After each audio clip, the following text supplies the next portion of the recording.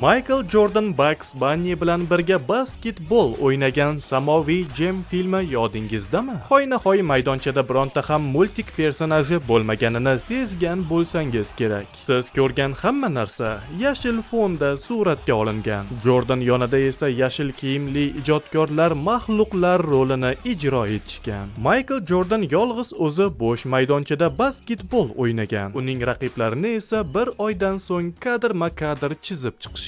Jordan o'zini noqulay his qilmasligi uchun Warner Brothers kompaniyasi xromakeydan basketbol maydonchasini qurib bergan. 1996-yili hech kim bu darajadagi sahnalarni ekranda yasashga jazm qila olmagan. Samoviy Jam Warner Brothers kompaniyasi tarixidagi jonli o'yin va 2D animatsiyasini birlashtirgan eng murakkab ekranizatsiyalardan biriga aylangan. Jahon kinosi va shou biznesga aloqador eng qiziqarli ma'lumotlarni sizlarga Biz Media Instagram kanali taqdim etadi.